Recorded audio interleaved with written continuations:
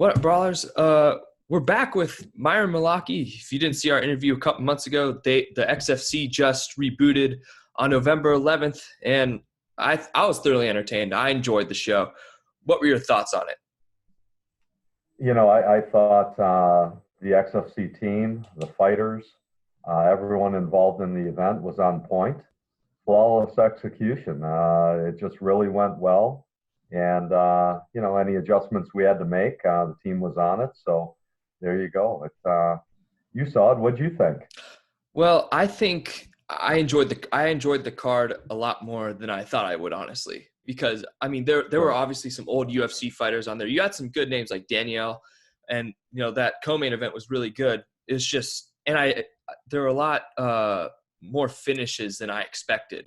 There were a lot of finishes on November 11th, and I was thoroughly entertained. I was surprised. It met my expectations and then some. So I Good. was Yeah. I was I was very pleased with it. I really enjoyed it. And like I don't mind watching MMA on a Wednesday night. So what I can't complain. Yeah, and it's one of these things where, expectations on certain fighters. We brought in fighters that put on a show, okay? Regardless of their success with other promotions, we're trying to match them up with what our philosophy is, and it's athleticism and violence inside the hexagon. And I thought that they really stepped up, and all the fighters just put on a great show for us. Yeah, I had who'd I have on? I had Carson Hardman on the show couple weeks ago. I was very happy for him. You got some top notch guys on the team, like personality wise. Like Yeah. Carson's a great dude.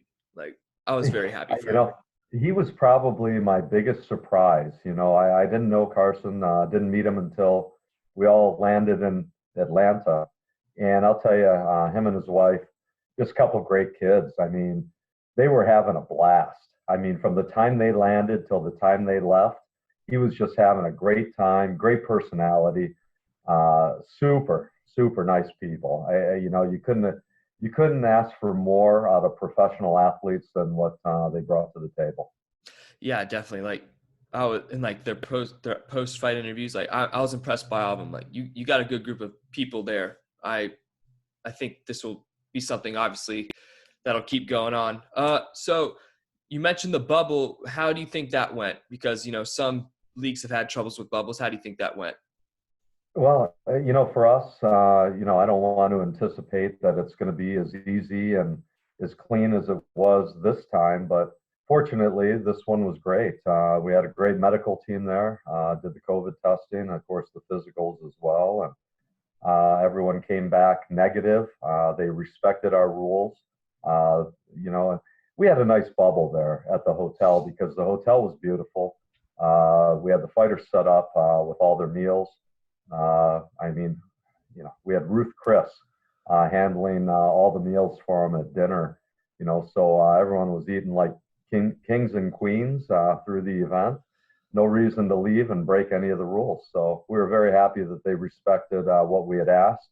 They all took it very serious. No one wanted to miss being on the card for whatever reason would be brought up. So it went really well. So what things do you guys think you could improve on coming to the next event in February, if I'm not mistaken? Well, I think, as far as the production team did a great job. Mark Hamilton leads our team as the executive producer. They were on point, between, the media, the videos that were taken, everything that the fighters participated in. They did a great job. I would say probably the main thing I would get out of it, and we have a fighter meeting the day before, before we go and do our live weigh-ins or our press conference, and we try to get them pretty wound up, what the expectations are and what the history is of the hexagon. And I think moving into it, these fighters really truly like understand. Any new fighters that we're going to be rostering, they're going to have to understand it too. There are some performances, quite honestly, I don't know that they were ready to get in the hexagon and what to expect. And, it showed in the results. So, I would say you go across the board. All the kids that won knew what it took. Some of the kids that maybe didn't win still put on a great show and battled hard and put on, you know, put out the expectations that we had out there. But there were a couple that, hey, you need to step up your game if you're going to fight in the hexagon. So you speak of performance, and some of these performance bonuses came with shares in the company. Now, can you explain to people like how you're publicly traded and stuff? Yeah, so XFC is publicly traded. So, you know, our thought process in the XFC is if we bring shares into the mix and the fighters become owners in XFC, when they enter the hexagon, they're going to fight like they own the XFC. And that's the key to the shares.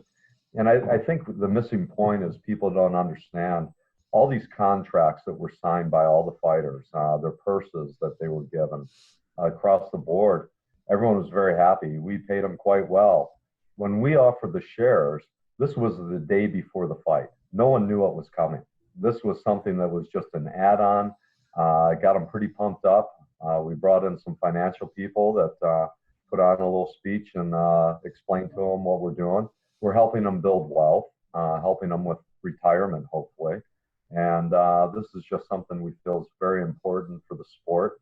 When you take a look at all the great fighters that have really built MMA, you know, once they retire, what do they have? You know, they don't have ownership in the league. You know, some are fortunate where they can continue working with the promotion that was responsible for getting them the exposure or the platform they were on. But for us, it was more important to make them feel a part of what we're trying to build here. And we saw that with their performances. Definitely. So looking forward to the next event in February, what should people be looking out for? Well, you know, first of all, the 55 and the 70 tournament goes to the semifinals. So those matchups are going to be crazy. Everyone's already got a taste of winning inside the hexagon. So I expect them to really ramp up their game heading into the semifinals. We did introduce the young guns. The young guns put on a great performance. You know, in the prelim, you know, we had Nick Horton took a loss to Luis Navarro. And I think Nick just, you know, probably gassed himself out. He was so excited to be in there. He just went for it. And at the end, it didn't work out. But if you take a look at the first fight that we showed live on NBC Sports, you know, Austin Bashi, wow.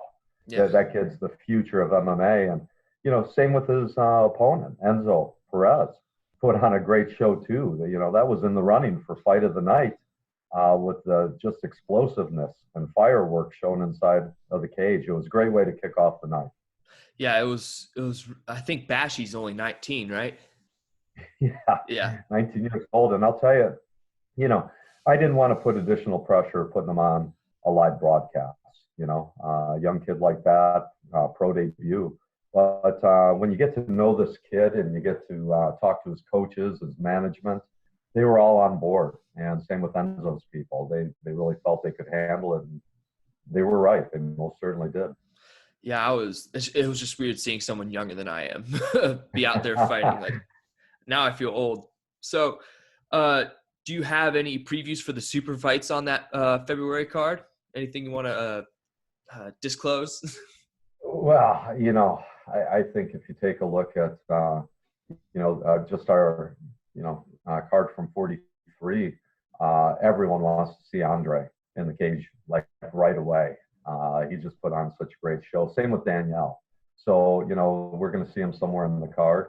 We're already in conversations with some great fighters who have been reaching out. Everyone's trying to be an XFC now. You know, we're the new hot ticket, and you know, we're expecting to see main, co-main, feature fight. It's going to be, you know, something that we continue to build on, and even more explosive than what you just saw. Definitely. Is there? We're about to wrap up here, but is there anything else you'd like to say about the XFC? Some shameless self-promotion. You know what? Just thanks for the fans for supporting us.